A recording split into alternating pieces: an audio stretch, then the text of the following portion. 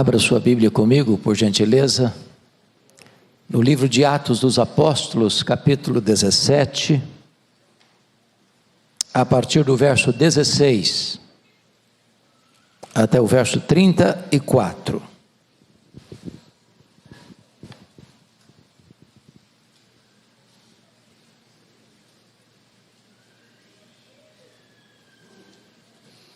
Atos 17, a partir do verso 16. Está escrito: enquanto Paulo os esperava em Atenas, o seu espírito se revoltava em face da idolatria dominante na cidade. Por isso dissertava na sinagoga entre os judeus e os gentios piedosos, também na praça, todos os dias, entre os que se encontravam ali. E alguns dos filósofos, epicureus e estoicos, contendiam com ele, havendo quem perguntasse: que quer dizer esse tagarela? E outros: parece pregador de estranhos deuses, pois pregava a Jesus e a ressurreição. Então, tomando-o consigo, o levaram ao Areópago, dizendo: poderemos saber que nova doutrina é essa que ensinas, posto que nos trazes aos ouvidos coisas estranhas? Queremos saber o que vem a ser isso. Pois todos os de Atenas e os estrangeiros residentes de outra coisa não cuidavam, senão dizer ou ouvir as últimas novidades.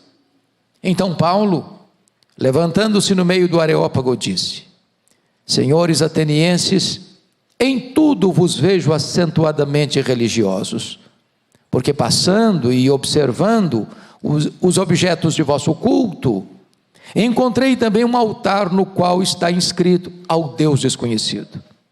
Pois esse que adorais sem conhecer é precisamente aquele que eu vos anuncio, o Deus que fez o mundo e tudo o que nele existe, sendo ele Senhor do céu e da terra. Não habita em santuários feitos por mãos humanas, nem é servido por mãos humanas como se de alguma coisa precisasse, pois ele mesmo é quem a todos dá vida, respiração e tudo mais. De um só fez toda a raça humana para habitar sobre toda a face da terra, havendo fixado os tempos previamente estabelecidos e os limites da sua habitação, para buscarem a Deus, se porventura tateando o possam achar, bem que não está longe de cada um de nós, pois nele vivemos, nos movemos e existimos, como alguns dos vossos poetas têm dito, porque dele também somos geração. Sendo, pois, geração de Deus, não devemos pensar que a divindade é semelhante ao ouro, à prata ou à pedra, trabalhados pela arte e imaginação do homem. Ora, não levou Deus em conta os tempos da ignorância. Agora, porém, notifica aos homens que todos, em toda parte, se arrependam, porquanto estabeleceu um dia em que há de julgar o mundo com justiça, por meio de um varão que destinou e acreditou diante de todos, ressuscitando-o dentre os mortos. Quando ouviram falar de ressurreição de mortos, uns escarneceram, e outros disseram: a respeito disso te ouviremos noutra ocasião. A esta altura Paulo se retirou do meio deles. Houve, porém, alguns homens que se agregaram a ele e creram. Entre eles estava Dionísio, Areopagita, uma mulher chamada Dâmaris, e com eles outros mais. Meus amados, o apóstolo Paulo, o grande bandeirante do cristianismo, o grande desbravador do reino de Deus, o paladino da fé, o maior apóstolo, o grande plantador de igrejas, depois de passar por cidades da província da Macedônia e de ser perseguido em cada uma delas, chega às pressas, fugido de Bereia, na cidade de Atenas, a capital intelectual do mundo, a terra dos grandes luminares do pensamento e da filosofia, a terra de Péricles, a terra de Sócrates, a terra de Platão, a terra de Aristóteles, dos homens que encheram bibliotecas com a sua erudição. Mas curiosamente, nessa cidade tão bafejada pela cultura humana, tão aspergida pelo entendimento filosófico, aquela cidade estava mergulhada em trevas densas da ignorância espiritual. E nos informa o texto, escrito por Lucas, que Paulo teve seu espírito completamente abalado, seu espírito se revoltava em face da idolatria dominante na cidade. Uma cidade tão culta, mas tão cega, bafejada pela cultura humana, mas tão ignorante, com a mente tão iluminada pela filosofia humana, mas tão obtusa para entender as verdades divinas. A situação era tão grave, que Plínio chegou a dizer, naquele tempo, que havia mais de 30.000 estátuas dedicadas aos deuses em Atenas. Suetônio chegou a dizer que para cada pórtico havia uma divindade. Isso levou Diógenes a satirizar com a cidade de Atenas, saindo em pleno meio-dia, só a pino, com a lanterna na mão, procurando atentamente alguma coisa. Quando alguém, surpreendido pela sua atitude inusitada, perguntou: o que você procura, Diógenes? E ele respondeu: eu procuro um homem, porque nessa terra só tem deuses. Diz a Bíblia que Paulo não só sente seu espírito revoltado com essa idolatria dominante na cidade, mas ele também faz alguma coisa. Porque diz a Escritura que ele vai para a sinagoga e vai dissertar com judeus e gentios piedosos aos sábados, porque era uma ponte de contato, porque essas pessoas já acreditavam no Antigo Testamento, e o que Paulo precisava fazer é mostrar que o Messias que ele está pregando era de fato aquele que era apresentado no Antigo Testamento. Mas diz o texto que todos os dias Paulo ia para a praça, e a praça grega não era apenas uma praça como as nossas, de bancos e jardins, mas era a ágora, onde os pensadores, os filósofos debatiam suas ideias, onde eles colocavam a sua cosmovisão. E lá nesta praça, diz a Bíblia que Paulo discute com os filósofos epicureus e estoicos. Quem eram eles? Os epicureus eram aqueles que acreditavam que a vida é só o aqui e o agora, que não tem amanhã, que não tem futuro, que não tem juízo final, que não tem prestação de contas, que não tem eternidade pela frente, que o homem é apenas matéria, que a vida é apenas a rápida corrida do berço à sepultura. Os epicureus entendiam que o sentido da vida é desfrutar a vida, comamos e bebamos porque amanhã morreremos.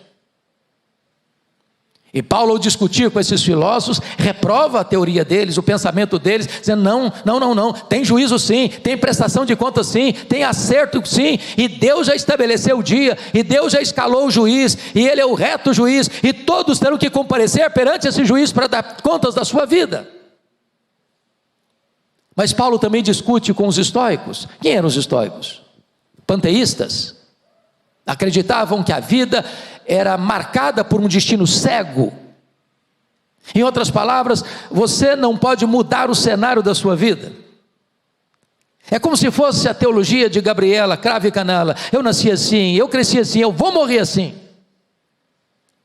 E Paulo vai mostrar para essa gente que é possível mudar sim, porque há uma possibilidade de arrependimento, há uma possibilidade, uma necessidade que todos, em toda parte, se arrependam, e em se arrependendo há uma nova vida, há um novo coração, há uma nova família, há uma nova pátria, há uma nova esperança. Diz a Escritura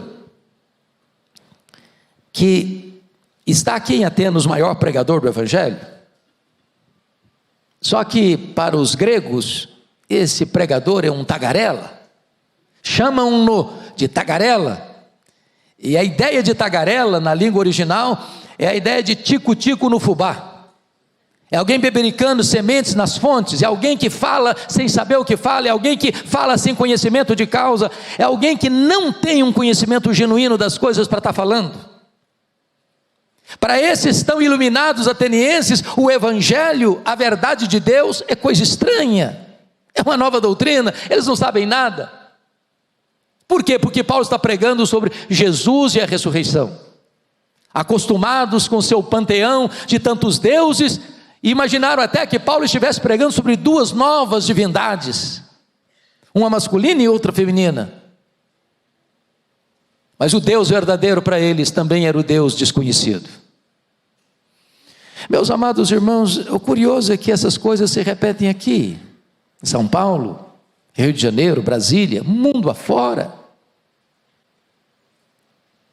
O fato das pessoas terem um brilhante conhecimento, de percorrerem com muita desenvoltura pelo corredor do saber humano, e terem cursos e mais cursos de pós-graduação, de mestrado, de doutorado, de pós-doutorado, de serem verdadeiras enciclopédias vivas, não significa que elas tenham ao mesmo tempo entendimento espiritual. As coisas espirituais se discernem espiritualmente.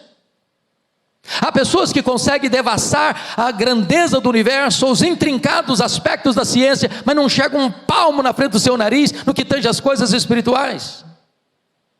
É o que está acontecendo em Atenas. É o que acontece nas grandes universidades, é o que acontece nos grandes centros do saber humano, mundo afora. Eles estão presos ao ateísmo, como os epicureus. Eles estão presos ao panteísmo e ao materialismo, como os estoicos. Eles estão presos ao fatalismo, como os estoicos. Eles estão abraçando o politeísmo e eles estão abraçando o misticismo. Eles estão envoltos numa tosca idolatria. E Paulo está pregando Jesus e a ressurreição. Ele está anunciando que o Deus Todo-Poderoso, aquele que é o Criador do universo, aquele que preexiste ao princípio, esvaziou-se a si mesmo, assumiu a forma de servo, humilhou-se até a morte, e morte de cruz. Mas também Deus o Pai o exaltou sobremaneira, e lhe deu o nome que está acima de todo nome, para que o nome de Jesus se dobre todo o joelho, nos céus, na terra e debaixo da terra, e toda língua confesse que Jesus Cristo é Senhor. Paulo anuncia na terra da filosofia o Cristo que foi morto, mas ressuscitou e está vivo pelos séculos dos séculos. Então diz a Escritura que eles levam Paulo ao Areópago. O Areópago não era apenas uma elevação rochosa, e até hoje na cidade de Atenas, mas uma espécie de tribunal, onde as grandes questões da cidade eram decididas. E eles querem interrogar Paulo, porque querem saber que nova doutrina é essa que Paulo está ensinando. E Paulo, tendo percorrido a cidade, e vendo tantos altares, e vendo tantos deuses, uma cidade tomada de ídolos, ele encontra um altar inusitado, sem rótulo, sem nome. E por que isso? É porque os atenienses acreditavam em muitos deuses, mas tinham muito medo desses deuses. Eles fabricaram esses deuses, eles inventaram esses deuses, e eles eram escravos desses deuses. Eles tinham medo desses deuses. Na mente deles, qualquer pórtico, qualquer casa, qualquer templo, qualquer lugar que não tivesse a dedicação a um Deus específico, se algum Deus porventura tivesse sido esquecido nesse panteão de divindades pagãs, esse Deus despejaria sobre eles a sua fúria, a sua ira, e eles então, com muito medo de serem punidos, resolvem levantar um altar genérico, sem rótulo, sem nome, o Deus desconhecido, imaginando que se porventura algum Deus fosse esquecido, servir-se-ia deste Deus. Então Paulo pega este gancho e diz o seguinte: olha, senhores atenienses, eu vejo vocês muito religiosos, porque na verdade passando e observando os objetos do vosso culto, e Paulo não é um turista. Paulo, se fosse hoje, não estaria lá com o seu iPhone, fotografando Partenon, os templos aqui, ali, a beleza arquitetônica de Atenas. Paulo passa e observa o que está além das imagens. Passando e observando os objetos do vosso culto, encontrei um altar dedicado ao Deus desconhecido. Pois esse Deus desconhecido que vocês de fato não conhecem, é que eu vou apresentar a vocês neste momento. Quem é esse Deus? É o Deus que nós adoramos nessa noite. É o Deus que está aqui neste lugar. É o Deus que é a razão da nossa vida. É o Deus que é a nossa alegria, a nossa paz, a nossa justiça, a nossa herança, é a razão da nossa própria vida. Quem é este Deus? Vejamos. Em primeiro lugar, meus amados irmãos, este é o Deus Criador. Versículo 24, Deus que fez o mundo e tudo que nele existe. E mais, versículo 26, de um só fez toda a raça humana. Paulo não tem nenhum constrangimento de, na terra da filosofia, dos maiores pensadores do mundo, afirmar que a criação não é um mito, é um fato. Que a matéria não é eterna como os gregos pensavam. Que o mundo não surgiu por geração espontânea.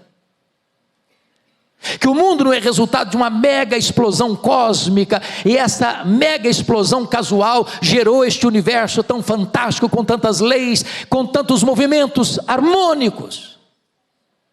Que este mundo não é fruto de uma evolução de milhões e milhões de anos. Paulo não tem nenhum problema de afirmar que Deus criou o universo, e mais, Ele criou toda a humanidade a partir de um único homem. De Adão veio toda a raça humana. Em alguns círculos acadêmicos hoje, quando você faz essa afirmação, eles têm um riso zombeteiro, mas a verdade fica de pé. Deus é o Criador do universo, Deus é o nosso Criador, nós temos origem, e a nossa origem está ancorada no próprio Deus. Segundo lugar, Paulo apresenta este Deus que eles não conheciam, como Deus da providência. Vejam vocês comigo, por gentileza, o que está escrito no verso de número 25, nem é servido por mãos humanas como se de alguma coisa precisasse, pois Ele mesmo é a quem a todos dá vida, respiração e tudo mais. E o verso 28 prossegue, pois nele vivemos, nos movemos e existimos, porque dele também somos geração. Esse Deus não é aquele que criou e largou para lá. Ele é o Deus que sustenta. Se você está vivo e está, se você está respirando e está, é porque esse Deus existe e mantém o seu fôlego de vida, porque nele vivemos, nos movemos e existimos. Ele que nos dá vida, respiração e tudo mais. Ele que dá a saúde, Ele que dá a inteligência, Ele que dá a prosperidade, Ele que dá a salvação, Ele que dá todas as coisas boas que nós temos e recebemos. Tudo vem das suas mãos. Ele é o Deus da providência. Ele é o Deus que cuida de nós. Paulo apresenta esse Deus que os atenienses não conhecem em terceiro lugar, e vai nos informar, no verso de número 24, notem comigo, que Ele é o Senhor, sendo Ele Senhor do céu e da terra, e não habita em santuários feitos por mãos humanas. Ele não pode ser feito por mãos humanas, Ele não é um ídolo fabricado, Ele não é um ídolo imaginado pela mente humana. Ele não consegue ficar preso num templo, num pórtico, num altar. Ele não é uma imagem. Ele é o Senhor dos céus e Ele é o Senhor da terra. Senhor não é César, Senhor não é o diabo, o Senhor não são os príncipes deste mundo, o Senhor não são os reis desta terra, o Senhor não são os juízes das cortes mais egrégias do mundo. O Senhor do universo é o Senhor Jesus Cristo. Ele é o Rei da glória, e esta é a verdade que Paulo proclama com toda eloquência na capital intelectual do mundo. Mas em quarto lugar, o apóstolo Paulo apresenta o Deus que os atenienses não conheciam, como Deus da salvação. Versículo 18, somos informados de que Paulo pregava Jesus, e pregava a ressurreição. Meus amados irmãos, é tão importante isso, porque nós vivemos num mundo que até reconhece a importância de Jesus. Para uns Jesus é um mestre, para outros Jesus é um espírito iluminado, para outros Jesus até um revolucionário, para outros Jesus é um grande mestre moral, para outros Jesus veio e dividiu a história ao meio. Mas não basta apenas reconhecer que Jesus é uma figura importante, isso não é suficiente. É preciso que ele tenha preeminência, ele é único, ele é indisputável, ele é singular. A Bíblia diz que não há salvação em nenhum outro nome dado entre os homens pelo qual importa que sejamos salvos. A Bíblia diz que ele é a única porta que dá acesso a Deus.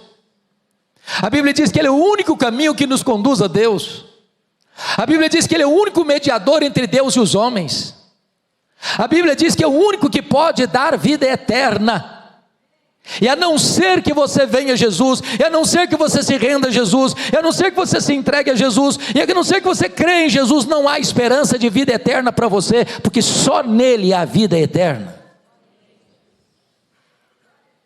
Mas em quinto lugar, Paulo apresenta o Deus que eles não conheciam como Deus do juízo. O Deus que um dia virá, o Rei da Glória, como cantamos aqui hoje, e ele vai se assentar no seu trono, e ele vai julgar as nações, grandes e pequenos, ricos e pobres, doutores e analfabetos, cientistas e indoutos, religiosos e ateus, homens e mulheres, todos estarão lá, terão que comparecer perante ele. E o tribunal dele é o tribunal de justiça. Lá ninguém vai dar um jeitinho, lá ninguém vai subornar, lá não tem coisas a trapacear e a falsear a verdade. Seu tribunal é justo. É por isso que a Bíblia diz o seguinte, que hoje, agora, Deus requer de todos, em todo lugar, que se arrependam. Sabe por quê? Nenhum ser humano, por mais benemérito, por mais predicados morais que ostente, é capaz de chegar diante desse reto juiz, para pleitear sua causa, fiado na sua própria justiça. A Bíblia diz que naquele dia nós vamos dar conta, diz a Escritura, de todas as palavras frívolas que proferimos. Aquilo que você falou, você não se lembra mais, mas está registrado nos anais do tribunal do céu. A Bíblia diz que naquele dia nós vamos dar conta das nossas obras, aquilo que você fez, seu pai não viu, sua mãe não viu, seus filhos não viram, sua família não viu, sua igreja não viu, a sociedade não viu, Deus viu, Deus estava lá. Nós vamos prestar conta naquele dia das nossas omissões. A Bíblia diz que se você sabe que deve fazer o bem e não faz, nisso você está pecando. A Bíblia diz que nós vamos prestar conta naquele dia dos nossos próprios pensamentos, dos nossos próprios desejos, porque Deus vai julgar o segredo do coração dos homens. Ninguém, absolutamente ninguém, consegue passar nesse filtro, nesta peneira fina do tribunal de Deus. É por isso que precisa se arrepender. Arrependimento é uma mudança de mente, arrependimento é uma mudança de coração, arrependimento é uma mudança de atitude. Sem arrependimento não tem salvação. Sem arrependimento não tem chance de você chegar até Deus. Sem arrependimento não tem possibilidade de você entrar no céu. Quando o apóstolo Paulo termina esse sermão, esse discurso em Atenas, a partir do verso 32, confira comigo, 3 decisões aconteceram. A primeira decisão, está aí no verso 32, está escrito, que ouvindo falar de ressurreição de mortos, uns escarneceram. E por que uns escarneceram ouvindo falar de ressurreição de mortos? Porque nós estamos falando de uma cidade grega. E os gregos eram regidos pelo pensamento dualista, ou seja, para os gregos a matéria era essencialmente má, e o espírito era essencialmente bom. Então os gregos negavam a criação, a encarnação e a ressurreição. Eles não entendiam como uma alma que fora liberta pela morte da clausura do corpo, pudesse voltar ao corpo. Esse era o pensamento grego. Então escarneceram. Eles não abriram mão da sua ideia fixa fixa da sua filosofia. E a não ser que nós desapeguemos de determinadas filosofias humanas, nós jamais poderemos receber o Evangelho. Segundo lugar, está escrito no verso 32, que outros disseram assim: a respeito disso te ouviremos noutra ocasião. Adiaram a decisão. E aqui está um grande risco. Adiar a decisão mais importante da vida. Porque você e eu não administramos o nosso futuro. Você e eu não podemos garantir que estaremos vivos daqui a 5 minutos. Você e eu não podemos certificar a nós mesmos que Deus nos dará outra chance, outra oportunidade. Você e eu não podemos mudar o nosso próprio coração. É Deus quem deu arrependimento para a vida, é Deus quem dá a fé salvadora, é Deus quem regenera. E é por isso que a Bíblia diz assim: se hoje você ouvir a voz de Deus, não endureça o seu coração. Hoje é o dia oportuno, amanhã pode ser tarde demais. Mas louvado seja Deus. Confira comigo o verso 34, porque no verso 34, a terceira decisão: uns escarneceram, outros adiaram, mas outros creram. E sabe, irmãos, nós estamos aqui numa festa espiritual. Esta igreja tem muita alegria, como o pastor Ival expressou, de receber hoje 65 novos membros. Muitos adolescentes, louvado seja Deus. E eu não tenho dúvidas de que onde o Evangelho de Cristo é pregado, esta palavra é viva e esta palavra é poderosa. E ela não volta para Deus vazia, antes de operar aquilo para o qual Deus a designou. E a nossa convicção é de que Deus vai trazer nesta noite, neste lugar, a fé salvadora, e haverá salvação também nesta casa, nesta noite, neste lugar, para a glória de Deus. Eu quero orar com você, porque esta é a noite da sua decisão, da sua entrega, de você se render ao Deus que os atenienses não conheciam, mas você conhece como o Senhor, o nosso Deus e Pai, Deus e Pai de nosso Senhor Jesus Cristo. Você conhece o nosso doce e amável Salvador Jesus Cristo, aquele que nos amou e a si mesmo se entregou por nós. Você conhece o amado Espírito Santo, que tão bondosamente nos regenerou e escolheu habitar dentro de nós e fazer do nosso frágil corpo o santuário da sua morada. Curva sua fronte, por favor, e ore comigo nesta noite.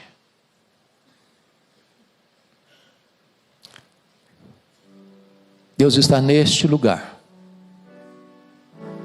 e Ele é o Deus que salva, que perdoa, que liberta, que transforma.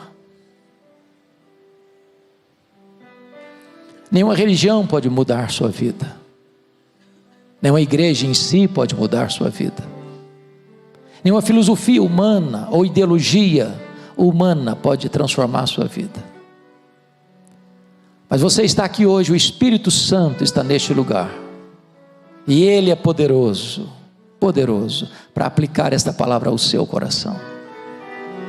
Você sair daqui hoje salvo pela graça, com a garantia de que o Espírito Santo habita em você, que o seu nome está escrito no livro da vida. Se nesta noite você, ouvindo a palavra de Deus, deseja entregar seu coração ao Senhor Jesus, enquanto a igreja com os olhos fechados em oração, e você quer isso para a sua vida, onde você está, levante uma das suas mãos. Eu quero orar por seu favor. Louvado seja Deus, louvado seja Deus, louvado seja Deus, louvado seja Deus, louvado seja Deus, louvado seja Deus. Aqui, louvado seja Deus. Mais alguém? Louvado seja Deus. Lá na galeria, levante a sua mão, se você está tomando. Louvado seja Deus. Mais alguém? Louvado seja Deus. Ah, Senhor, nós te adoramos, porque Tu és o Deus da salvação, o maior de todos os milagres, nos tirando das trevas para a luz, da escravidão para a liberdade, da morte para a vida. Segura firme a mão destes que nesta noite tomam esta decisão, e dá-lhes a alegria, e dá-lhes a segurança da vida eterna em Cristo Jesus. Nome bendito em quem te oramos e exaltamos nesta noite. Louvado seja o teu nome, em nome de Jesus. Aleluia. Amém.